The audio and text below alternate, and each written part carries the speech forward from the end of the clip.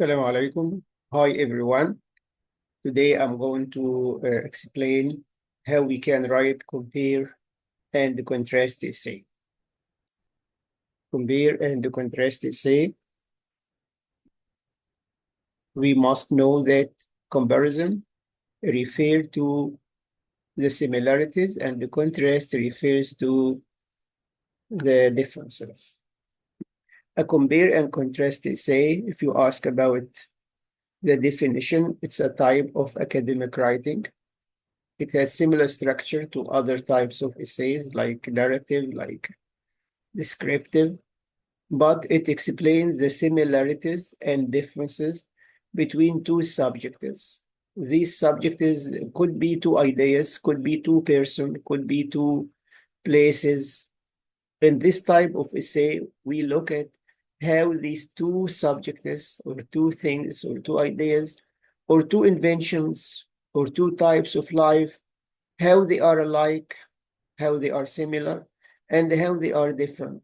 But when we try to show the differences and similarities, we must do that in a clear and organized way. This is really important, very, very important. Because the main goal of writing compare and contrast essay is to help students understand two subjects more deeply. And I mean here by students, not the writers, but the readers. To help readers anyway, to help readers understand two subjects. These two subjects could be, as I told you, two ideas, two places, two inventions, two people. And also, we try to show how these two subjects are similar and how they are different. In this way, we are trying to improve the critical thinking and writing skills. And this is really important, not only for this type of academic writing, but generally, when we are writing any type of essay, we try to improve our critical thinking. When we refer to the similarities, when we refer to the differences, and of course, by doing that, we improve our writing skills. For you as engineering students, the main purpose of such essays, it could be to compare tools or technologies or methods, and also how to make better decisions. I'd like to give you some tips, some pieces of advice when you are writing a compare and contrast essay. The first point, you must understand the purpose of your writing, why you are writing this. And just to remind you, you are writing to show the similarities and the differences. This is the main purpose.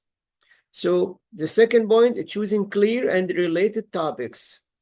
Yeah, especially when we are talking about the supporting details. Try to use relevant ideas. In your introductory paragraph, you must use a strong thesis statement. Don't forget also to organize your essay well. Start with introductory paragraph, body paragraph, and then concluding paragraph. In your writing, don't forget to use the linking words for similarities like likely, similarly. For differences, on the other hand, in contrast, however, don't forget to use also simple and correct academic language. Very, very important to use correct academic language, but not very simple one. Don't simplify your language, so it will be void of any academic language. Take care of this point. And end with a clear conclusion. Your conclusion should be very clear. These are some topics. I will give you 3 topics. And for each topic, I will give you the hook, the thesis statement, the topic sentence, one supporting detail, and the conclusion.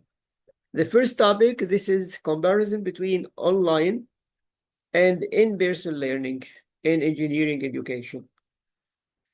Online, of course, this is learning that happens through the internet, and in-person, this is learning that happens inside an academic setting like a college, like a university, like an institute or school. For the hook, this is just an example. If you want to change, it's up to you, Shabab. After the COVID-19 pandemic, many students experience both online and in-person classes, especially in technical fields like engineering. This is a very good hook. In the thesis statement, you are going to show for your readers how they are similar and how they are different, but briefly in the thesis. You can start with, although online learning offers flexibility and convenience, in-person learning provides better practical experience and student engagement for engineering students. The topic sentence, which is the first sentence in the body, don't forget it. The topic sentence is the first sentence in the body. One key difference between online and in-person learning is how students interact with teachers and the classmates. So you will focus on this point. You will give me some supporting detail for your topic sentence. Like what? Like this example. In online classes, students often use discussion boards or video calls, which can feel less personal and make group work more difficult. It's really good. And it's really supporting to the topic sentence. You can add, of course, more supporting details, 3, 4, 5 supporting details for this topic sentence. In the concluding, you can start with the phrase in conclusion, and don't forget the comma. While online learning is more flexible, in-person learning gives engineering students stronger practical skills and better classroom interaction. When we go back to the thesis statement, we will find that they are similar, but in the conclusion, I try to reword and restructure the thesis.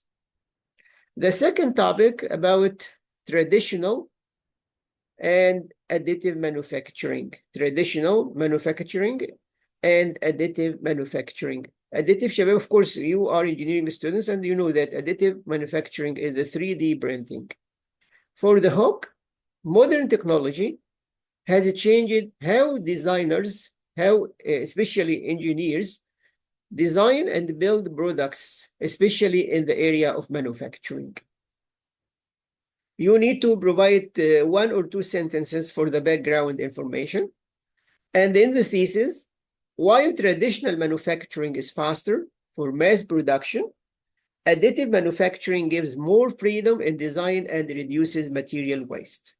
So you were able in the thesis to focus on the main differences between traditional manufacturing and additive manufacturing.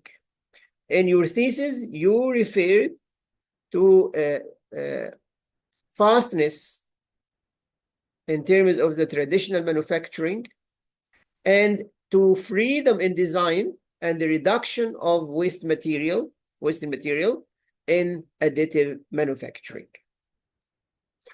The topic sentence, traditional manufacturing is best for producing many parts quickly, while 3D printing is useful for special or custom designs.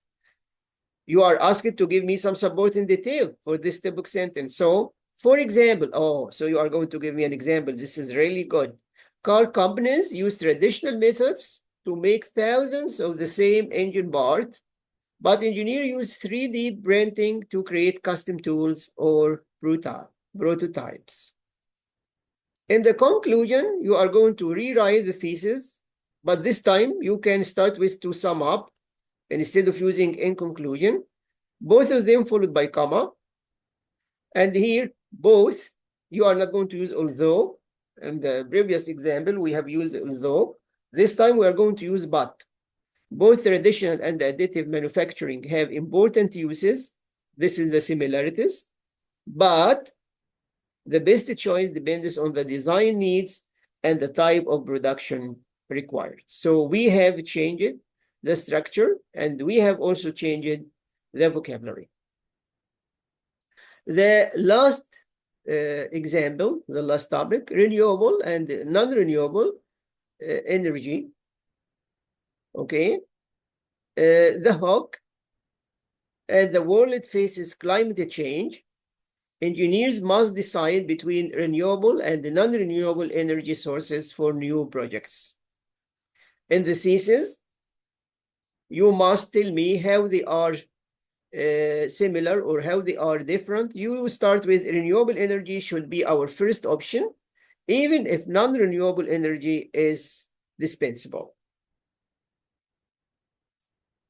The topic sentence, renewable energy such as solar and wind produces less pollution and can be used again and again. How can I support this topic sentence? I will talk about or write about the solar panels. Solar panels, for instance, last example, you used, for example, at the start, and then you give the example. This time you start with solar panels, comma, for instance, comma, can produce electricity for over 25 years without releasing harmful gases into the air. In the concluding sentence, in the end, this time we are going to use in the end, no problem at all.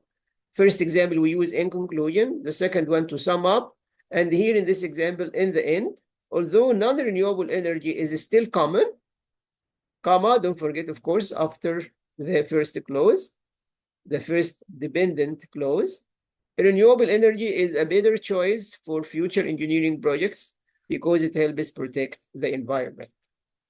This is short explanation and illustration of how to write compare and contrast essay. My last tip to you, please, before you finish, always read your essay again and make sure each paragraph supports your thesis. Of course, here you have only one body paragraph, so there is no problem. Just make sure that the body paragraph supports your thesis and that your comparisons are clear and easy to follow. Sometimes we use the word comparison to refer to comparison and contrasts as well. By the end of this video, I hope you have enjoyed it, and I hope it will be beneficial and useful to all of you. See you again, inshallah, in other videos. Thank you very much for watching. Don't forget to hit likes and subscribe. If you have any comments, you are very welcome to write it. Thank you very much.